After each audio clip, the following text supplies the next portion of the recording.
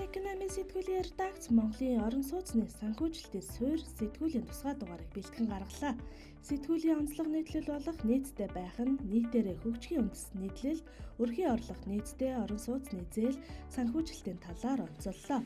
Айл өрх сарын орлогын 30%-ийг орон сууцны зээл, түрээсийн төлбөр зарцуулж байвал түүнийг боломжийн гэж үздэг.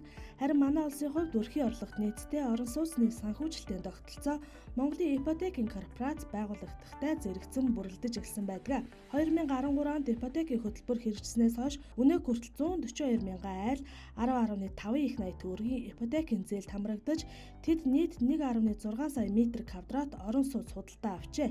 Зээлдэгчид голцоо 400 мянгаас 800 мянган төгрөгийг зээлдээ төлж байгаа нь өрхийн орлогот нийцдэг гэж тодорхойлох бүрэн боломжтой төвшин юм. Харин сэтгүүлийн онцлог ярилцлага болонд Монголын ипотекийн корпорацийн гүйцэтгэх захирал ган тулга оролцож ипотекийн ирээдүйг төрийн бодлого дэмжлэгээс ихээхэн шалтгаална гэдгийг тэрбээр ярилцлагадаа онцоллоо. Тэдний гадаад зах зээлээс татах ам доллар их өсвөр засгийн газар баталгаа гаргавал эсвэл swap-ын зардал дээр дэмжлэг үзүүлбэл орон сууцны зээлийн зах зээлийн хүү 14% хүрч 6%-ны ачаалал тэр хэрээр буурах боломжтой. Тухайлбал 500 сая ам доллар их үүсвэрт swap-ын зардлын дэмжлэг үзүүлэхэд ойролцоогоор 130 тэрбум төгрөг шаардлагатай.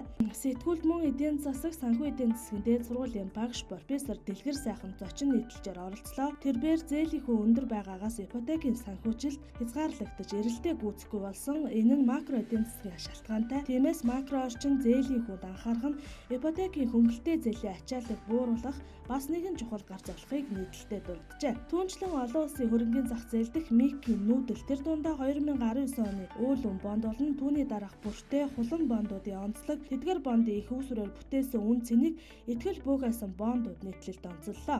Та эдгээр болон орон сууцны санхүүжилтийн тогтолцоо, МИК-ийн хөгжлийн төлөвийг эдийн засагт шинжээчид, олон улсын экспертүүдийн тодорхойлсноор танилцахыг хүсвэл сэтгүүл их захим холбоосоор нэвтэрч уншаарай.